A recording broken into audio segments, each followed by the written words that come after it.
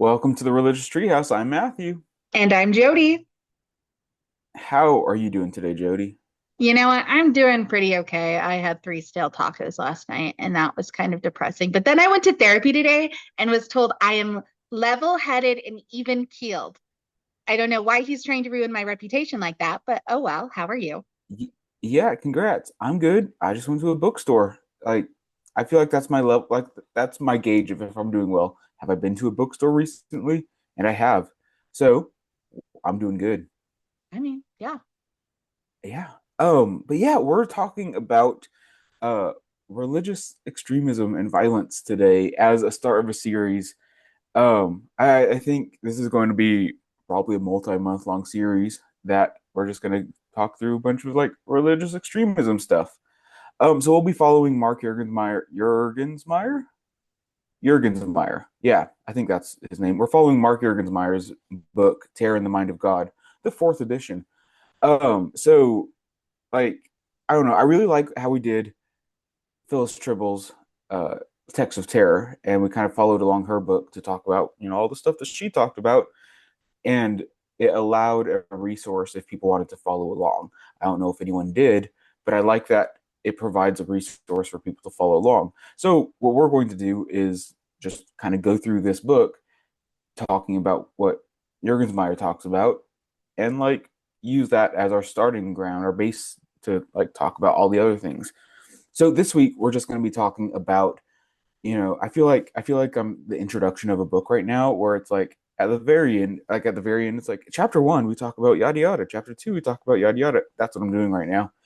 Yeah. Um, but yeah, we're introducing the idea of extremism, religious extremism today, and then for the next, I don't know, 5 weeks, we'll be talking about, or we'll be looking at specific examples of religions, specific case studies of uh, religious extremism ranging across all sorts of religions: Christianity, Judaism, Hinduism, Sikh, Muslim, all the main big religions that you've probably or maybe haven't heard of.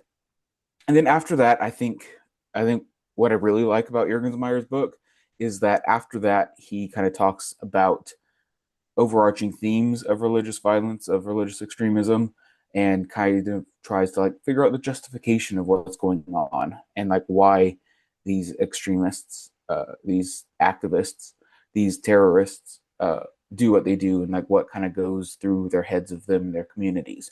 So I think that is what we're going to be doing, and I'm looking forward to it. And we reserve every right to have an off week episode where we just talk about something completely different because we can do that, and then we'll get right back on the train. But I'm excited for this conversation. It's going to be, different than I think our standard episode. There's a lot of these religions we haven't talked about on this podcast yet, so it's going to be kind of our introduction to these religions at their very worst, which I think I'm a little trepidatious about, being that I don't know if that's necessarily the right thing that we're doing of like introducing these religious topics at their very worst. But I think it's important to understand that these religions, this is part of society. This is cultural relevance, and talking about these things is important to understand, uh, because it is highly relevant in how we talk about things and how we think about the world today. So we'll be talking about all these fun topics. Jody, what are your thoughts on all this? Hey, I'm feeling I understand the trepidation looking at some religions for the first time from the worst possible angle. I do feel very comfortable though, because in the preface, he credited all these people he worked in collaboration with on how to go about this. The people he talked to, he gave a Hmm. very long list of qualified individuals. And so I'm feeling good. I'm feeling very good. I don't love reading introductions or prefaces. Matthew makes me do this. He made me do it with other books. He yelled at me for not doing it with books I had previously read because apparently introductions are important. If you didn't know, I didn't know. Introductions are very important. They're like I don't understand. How do you not read introductions, Jody? We've had this conversation before. Why would you? I It's mean, all in the it's book, like anyways. but it's not. It's not in the book. We read stuff that's like not in the book because it's in the introduction. It's like I don't. It's like would you watch what's a TV show? I can't think of a TV show. I know you can't. Would I Oh, watch? What are you looking for from the TV show? What analogy are you trying to I make? need a TV show, Jody. Game of Thrones. It's like I watching Game of Thrones, but like skipping the first episode or two and saying like I don't need to understand what's going on in the first couple episodes. got it. I've never seen Game of Yeah. Thrones, so I don't know if that's, relevant. The only thing that came into my mind of like an example of a TV show was The Office, and I was like, if you just skip the first season, you're not going to understand what's going on. And that's a horrible example because of course you skip the first season of The Office. Yeah. Anyways, No, but yeah, you you start with these books because one, it gives you a framework of like what they're going to be talking about and like what mindset you should be going into it and their, methodologies and all that stuff. And also like, hey, this is a good summary. Is this something that I actually want to read? So think about that when reading, academic literature. this introduction was very good. That being said, it was a very good introduction that definitely it made me think. I am already thinking. And one of the reasons Matthew brought this book to us, I feel, was kind of because I've been having a lot of feelings about the world we live in. And I correct me if I'm wrong. I feel you kind of gave this as a solution, like, hey, maybe understanding it a little bit more will make it a little less scary. Is that accurate? Yeah, I think that when we're, scared of the unknown, scared of the other, it can be really easy to, and this is getting into, psychology and stuff like that, which I have no business talking about. But um, like I feel like when we have this fear of the other, this fear of the unknown, it's really easy to retreat from it, and that can feel safe and comfortable. But it still remains unknown and scary. So as there's violence in the world, whether religious or not, I think it's in my wheelhouse to talk about religious violence because I've studied this, not extensively by any means, but a little bit here and there, um, to kind of shine a light on it and try to understand what's going on can I think be helpful to perhaps either come to terms with it. It's like, oh, this is what's happening in the world, and also understand that this isn't the majority of people. The religious extremism and the religious violence represents a tiny minority of people for the most part. Um, and by highlighting this as a indeed tiny minority, hopefully it can help come to terms with that. On the other hand, things like religious fundamentalism is, I think, definitely continues to be on the rise, especially in certain political groups, uh, both in America and outside of America. So as the rise of fundamentalism increases, I think that's also important to talk about and to kind of contrast that against extremism. What's the difference between fundamentalism and extremism, and how does this all intertwine? And we'll talk about all of these things at some point for sure. Uh, but yeah, especially I think next week we're talking about Christianity and how we might even split that into 2 weeks because there's so much that we can talk about. Um, and because it's a topic that's familiar to, I know you and most of our listeners. So that's something I've been thinking about, but we don't know. We'll figure that all out. But yeah, coming to terms with this, understanding it will, I believe, what's our little catchphrase that we've been saying it? Ignorance and fear leads to bigotry and hate. Yes. So if you can kind of try to fight that ignorance, try to fight that fear, it should theoretically help create a more inclusive, more understanding, better society. And that's, one of the things that we're trying to push here for sure. We want everyone to get along. Really is just at the heart of it.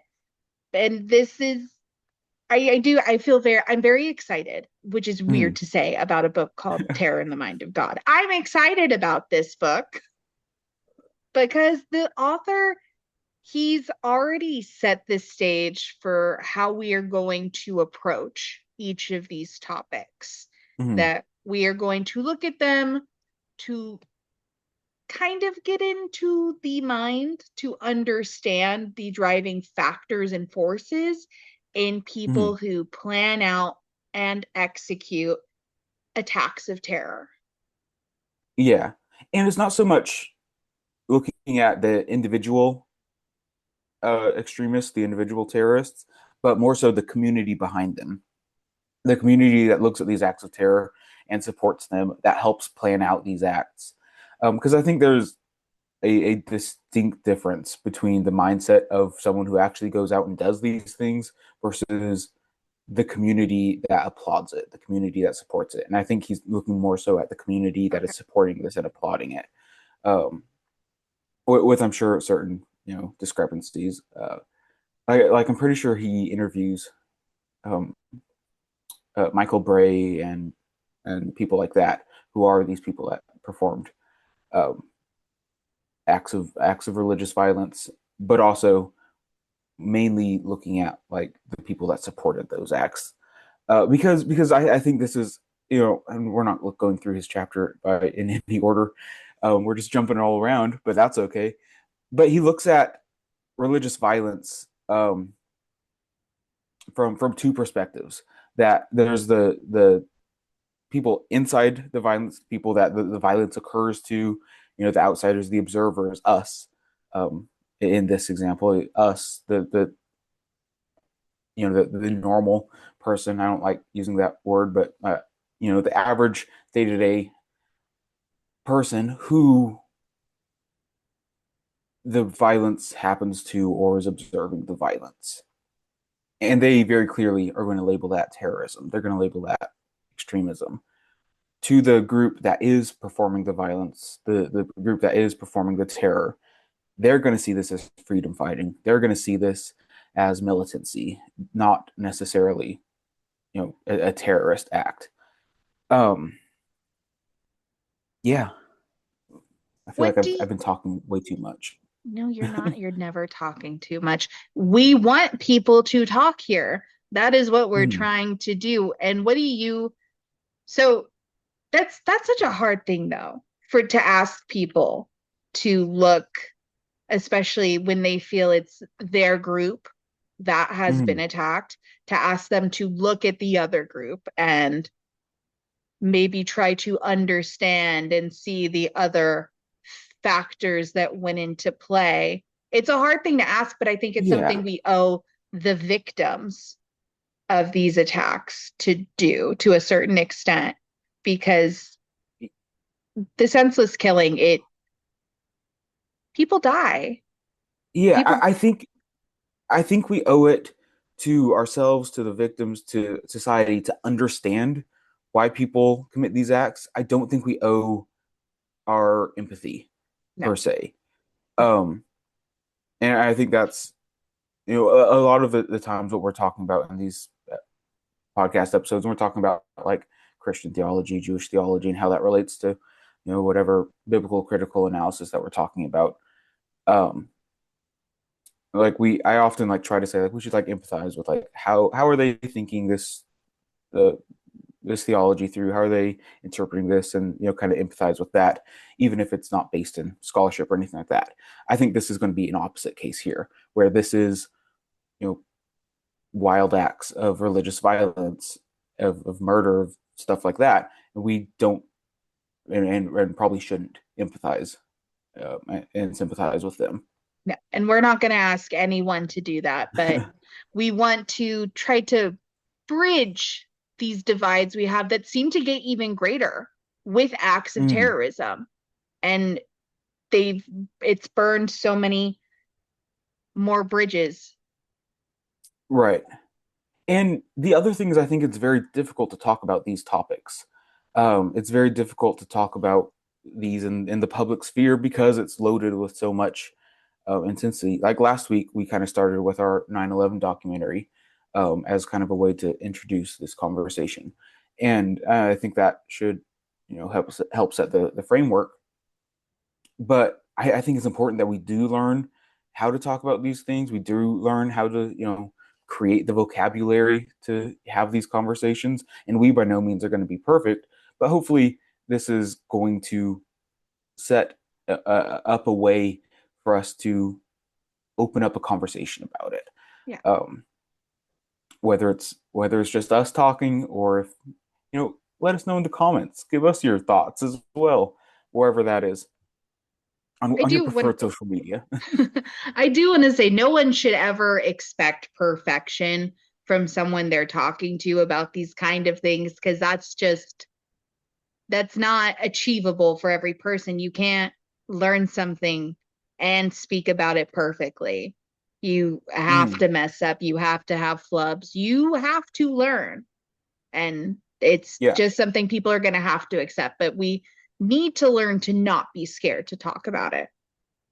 right. Yeah, I mean, I think, and hopefully we'll find that fine line of having a entertaining and also informative discussion where we're not just like, this is super serious. It is super serious, Yeah. but we should have conversations about it, because like many of these acts of religious violence that happened, recently, like we remember and we experienced. Um, Juergensmeyer opens up the book by talking about um, a Muslim attack in France, in Paris, in 2014. And like I remember, I was sitting in Spanish class in high school when I first learned about this. Um, and like these attacks do shake our worldview and our safety. Um, but yeah, like so these things happen, and we need to figure out, we need to understand them to make sense of our world, make sense of our neighbor, and make sense of our own, in some cases, our own religious histories, our own religious um, companions, even if we, strongly and staunchly disagree with them, Yeah. as as we should in all of these cases. Yeah. Because not talking about it, that's it. We're not going to get anywhere. Yeah, yeah. But yeah, I say we kind of go through the chapter Yep. that Jurgensmeyer kind of talks about, and who knows what this conversation is. It's something, and we're here. Yeah, so at this point, I guess let's kind of just go through the chapter, and talk about what Jurgensmeyer kind of is bringing up. But first, I guess we kind of already talked about this, but like when discussing like religious extremism, stuff like that, I think it's easy to like assume like there's some like personal effect about it. Like you have some personal reason to want to study this, and I don't think that's like necessarily the case for me, or for like most, or a lot of scholars, perhaps. I think this is just something that we should know about culture and society, and this is why we study religious studies. But what are your thoughts? Why do you think we should study religious extremism, religious violence? To make sure it doesn't happen. My goodness, my guys. We're living in the big 2-5. Why are we resorting to violence to get things going? I'm Yep. very much a believer in conversation, and violence happens when conversation has ceased to show results, I guess. Hmm. It feels like. But Yeah. Okay. yeah, also people use religious extremism to justify their hatred of an entire religion. And Yeah. it's just when I don't want to compare people to apples. One bad apple doesn't spoil the bunch, but like it. Yeah. Um, Yeah, I think we compare people to apples and oranges all the time. That an apple as a person, I think, is a fine comparison. Okay. But yeah, I totally agree. Like the way religion um can influence these, the way that religion can justify these choices, I think is fascinating and should be studied. But I think you touched on it a while back, that these seem senseless. That so I think when we're talking about religious violence, we should think of it as not like some political strategy, not as some like overarching, like, oh, this makes sense, but this is going to be a public performance of some sort. If we can categorize religious violence under public performance, I think that can better help us understand why a lot of these actions happen to some extent. And it's not that religion is causing these acts of violence. Like I think for the most part, it's not religion that is committing these acts of violence, but it's religion being crucial as a way to justify the violence and a way to make sense of it. Religious violence is an outpouring of that, I think, Yeah. of not the religion doing it, but using the religion as justification primarily. It's the social and political scenarios that people are in, not the religion, Yeah. for the most part. Yeah. I can Yeah. agree with So that. therefore, we're defining religious violence as violence that's associated with religion, whether that be, violence being against a particular religious group or a particular religious group or sect of that religious group, um, perpetrating that violence, whether or not it's for that religion. So I think that's important to kind of take apart. Like when we look at political violence, a lot of political violence, it can often be kind of intertwined with religious violence. And I think they're important to kind of separate, like what is religious violence, what is political violence, and that can be hard to do. Um, with like Saddam Hussein, I don't think it's good to look at him as a terrorist. I don't think that's helpful because he's marred by much more political reasons, and there's no real religious justification per se. Uh, Whereas Osama bin Laden, that would make much more sense to be talking about as a religious extremist, a religious committing religious violence, because that is done with explicit religious um, justification. And likewise, the in Palestine right now and Israel, thinking of the Israeli government perpetrating that violence, I think is much more helpful to think of that as political violence than religious violence. And as always, with all of these things, there are interconnections. And this is, it gets very tense talking about these things. But understanding all of these different interconnections, I think, are going to be important. And realizing the nuances are going to be, you know, tricky, but important. Yeah. It's not a fun topic, not an easy one. Do you think it's Yeah. something everyone needs to be engaging in? I mean, I think, and again, this is going into things I have no business talking about. But well, I think one of the reasons religious violence is on the rise, and we're going to come around. I'm going to answer your question with this detour. I I think trust you. one of the reason religious violence is on the rise is because of the rise of modernity, the rise of globalization. I don't think it's the only reason for sure. But like when we're talking about religious violence here, we're talking about primarily in the past 40, 50 years. And as these groups create this political view of the world, the international public conspiracy or oppressive economic new world orders, as phrases that Jurgensmeyer used, that um, it's this postmodernism, this um,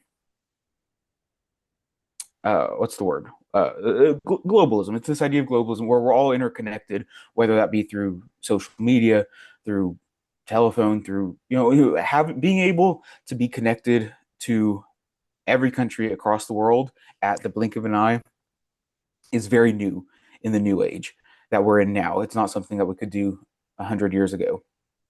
So that rise of globalism has, I think, opened the doors for people to feel marginalized, to feel unheard when everyone else is, being heard by the entire world.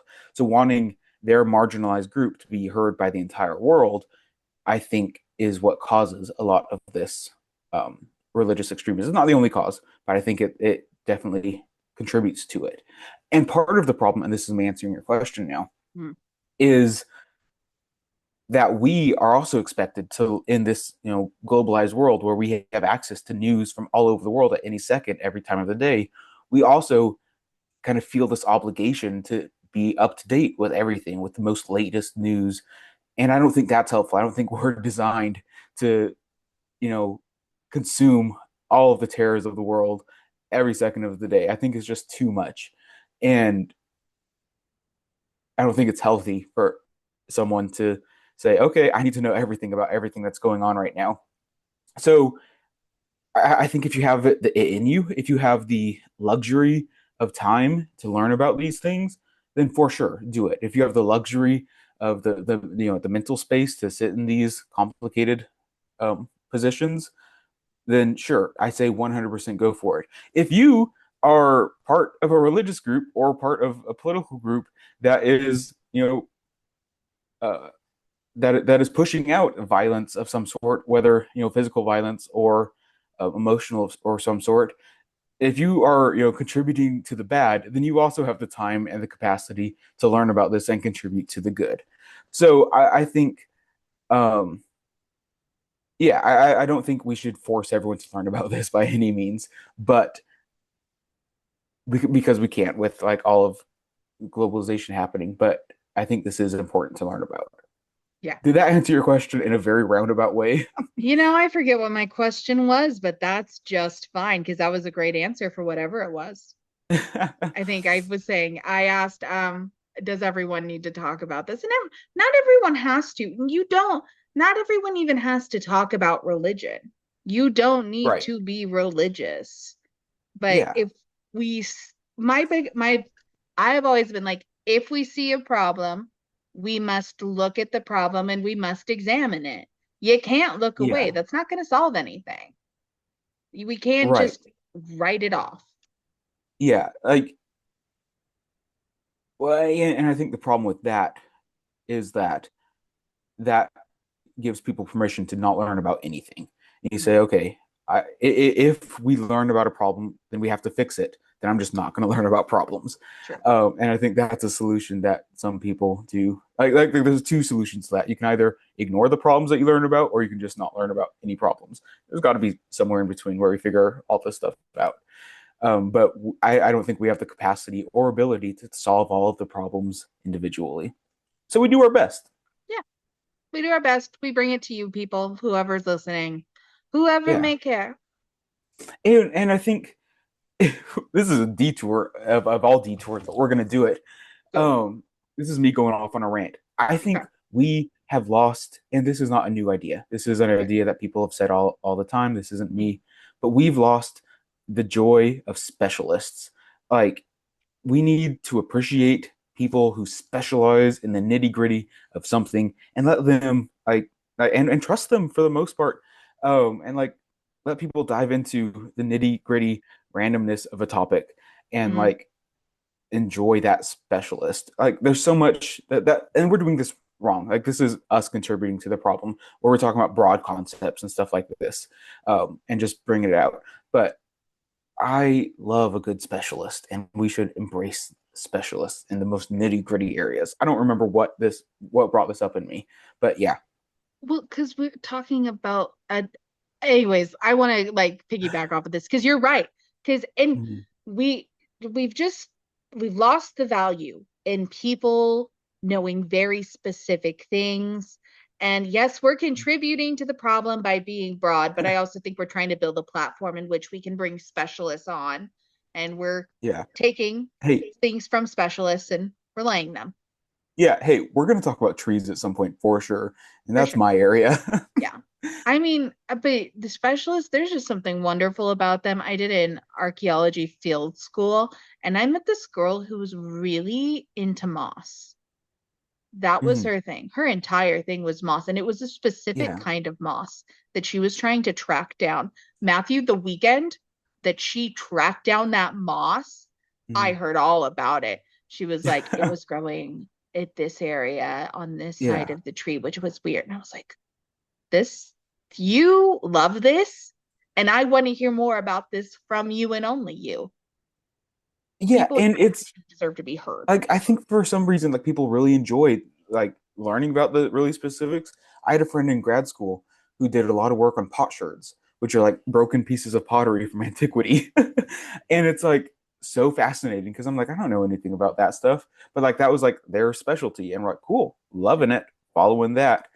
And like some of my favorite books that I've read have been like, here's this weird phrase in Hebrew that has only appeared, once, but we're gonna write 400 pages and get to the bottom of it, and it's so fascinating. And I'm like, how can I apply this to other areas? And I'm like, you can't. But like, I know about this now, and it's just the best of the best. Like, it's my favorite things.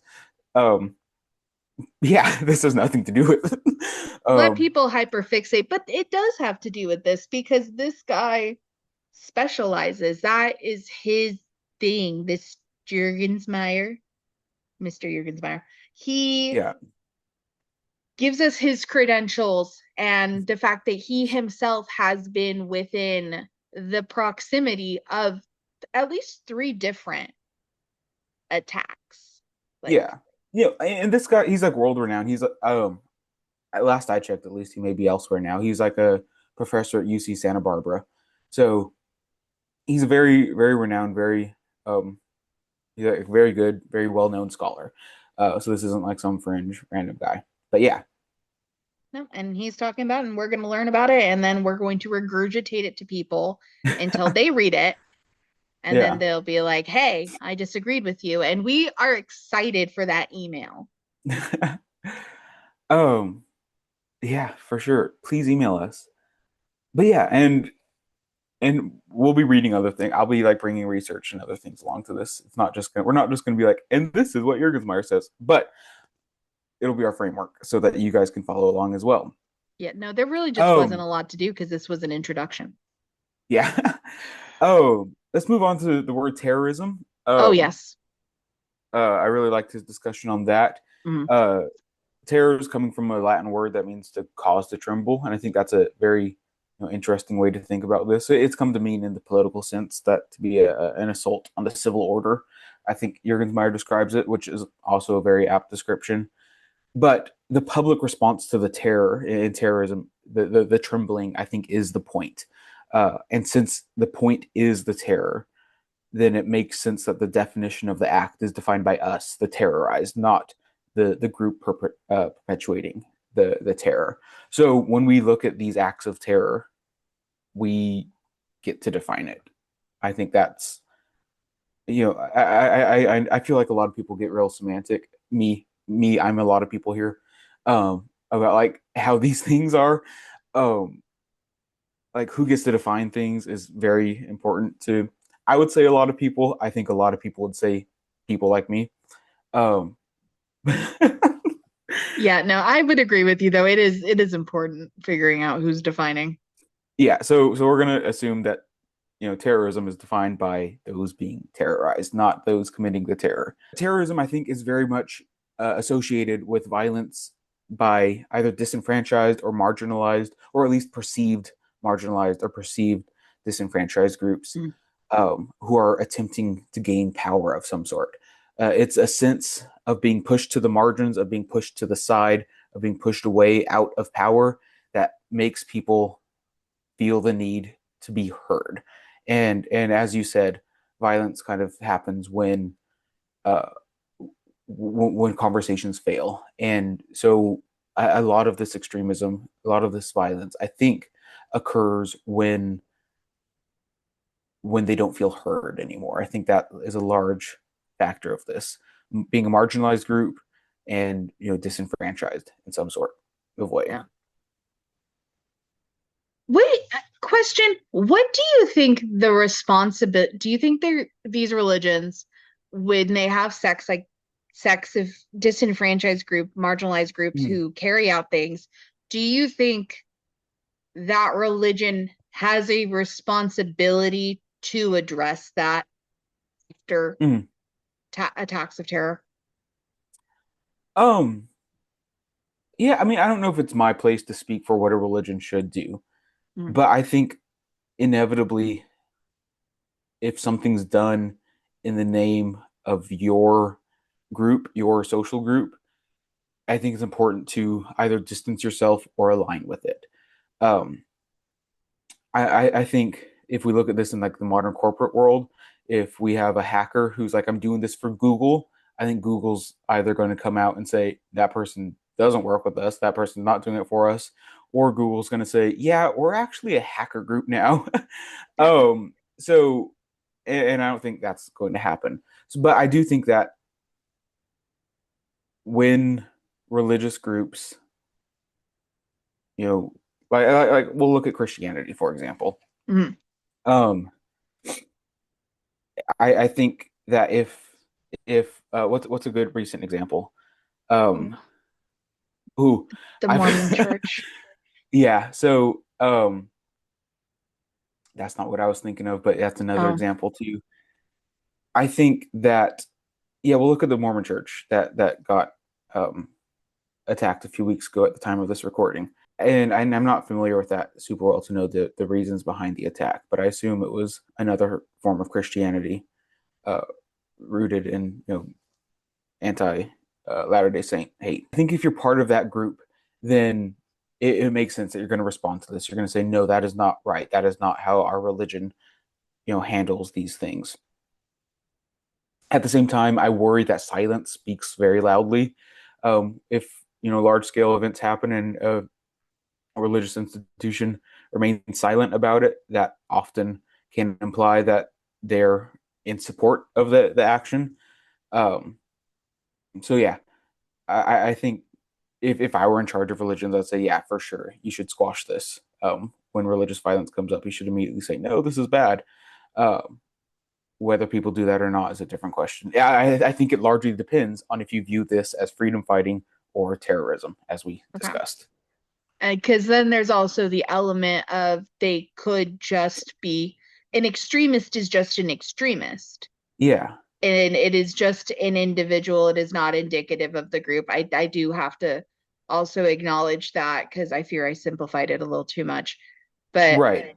I just wonder what the best way to approach these things is. I'm constantly wondering what the best way to do something is. Yeah.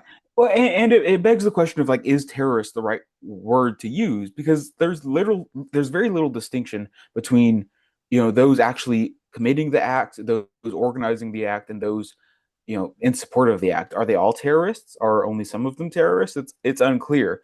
And then also at the same time, terrorist can be used to define an entire group after some have committed that violent act. While and that kind of implies that there are people out there who are just hell bent on terrorizing for whatever reason. It's just a part of a way to create mischief. Um, and that that line of logic concludes that well, terrorism exists because terrorists exist, and if we just get rid of the terrorists, then terrorism is would be gone. And I don't think that's helpful because I think terrorism is a product of cultural and political and religious communities, and not the result of individual actors. So we need to be aware of the cultural context that produce these people, not just the people themselves. Yeah. And there's a thin line between terrorist and non-terrorist, and because some of these actions, some of these religious acts of religious violence can be seen as not you know um it can be brought with some approval by the general populace to some extent or another. And we see that on both sides of the um, Israeli-Palestine war right now, where acts of religious violence perpetuated by both sides are met by various degrees of approval depending on your position, politically or religiously. So, uh, yeah, the idea, the how we use the word terrorist, I think, is very important. Um, and I think we should reserve it for we should use it sparingly, and we should reserve it for after these acts have been explicitly committed. For sure, we shouldn't say that someone is a terrorist preemptively, Yeah. um, because I think a lot of people can look very um, like normal and not have any signs of being a terrorist, whatever that may look like. We'll look at Goldstein in a few weeks, who was who killed I think 30 or 40 Muslims in a mosque, and he was like a medical doctor who like the most radical thing he did up until that point was send a letter to the editor of the New York Times, and it wouldn't be right to call him a terrorist up until that point, but after he commits those acts, okay, yeah, definitely, that's unequivocally, essentially a terrorist act for sure. Yeah. But yeah, um, I think that's the main things that I want to talk about. I'm sure there's plenty of other things that we can uh talk about. I think in summary, um, that is that religious violence, a significant feature of religious violence of these people is that a perception that they are under attack, a perception that they are marginalized, um, and that their acts of violence are a response to the violence that they've experienced. Yeah. Um, and I think when we're looking at these religions, as we've mentioned, uh, we shouldn't we shouldn't look at these religious acts, these religious extremists, as spokespersons for the entire religion, but we also shouldn't say that those aren't part of the religion either. Like that is a part of the religious tradition, that religious history that we have to wrestle with and understand, but it is not indicative of the entire religion as a whole. And I think religion or violence is within so many, if not all, religions in some extent or another. Like we in our Bible episodes where we talk about historical critical study of the Bible, so much of that is just full of violence. Um, so wrestling with how violence lurks in those areas, whether knowingly or not, I think is important to understand in relation to violence as well. Yeah. Read Phyllis Tribble's Texts of Terror. Um, sorry, I had to play. That was so good. And that's part of the reason why I'm looking forward to this is because having this kind of companion piece to us reading, us talking about it, it usually helps with digesting rougher Mm. material. And, it's just easier to do things not alone. Yeah. And this is going to be a doozy, man. Woo. But yeah, Anything any else we final need? thoughts? Um, well, I want everyone to get along, go out, high five someone, say Mm, a nice howdy hello, and don't be afraid of what you don't know. Try to understand it. yeah, ask questions and learn more and have conversations. Yeah, That's what we're trying to do. We're trying to learn more. every But day. yeah, thank you all for listening. Please follow us on Instagram, TikTok, um, Blue Sky, YouTube, YouTube, Spotify, Spotify, Apple Music, Amazon Music, all those places. Drop us a comment, drop us a like, drop us a follow, um, subscribe. and subscribe. And send us your thoughts and questions. And if you want to read the book, let us know. Let us know. Let That'd us be know. fun. That'd be fun. Let But us yeah, know. I think this was fun. I think next week, or I guess in 2 weeks, because we're doing this every other week, Yeah. we'll be talking about some, Christian violence, which I think is going to be a good introduction because that's what, as we've talked about, what we're most familiar with. Yeah. And then we're going to get into the weeds, and it'll be informative. But yeah, thank you all for listening. We will talk to you next time. Bye. Bye. So I So, took the Strength Finders test, uh, and my number one is harmony. And my friend who's like really into Strength Finder stuff is mm. like, yeah, that makes sense for you. You just want people to get along. I'm like, I don't want people to get along. I don't care about people getting along. I love having debates with people. Like this is fun. Like I want like that level of like, tension. I love it. I live for it. And then the entire episode we were just talking about like, hey, we should all get along. And I'm like, maybe she's right. Maybe I actually do want people to get along. I think you do want people to get along, but you want harmony, but you want dis. Oh my gosh, what is the word? It's a musical term. It's not discord, but dissonance. Dissonance. You want dissonance within the harmony.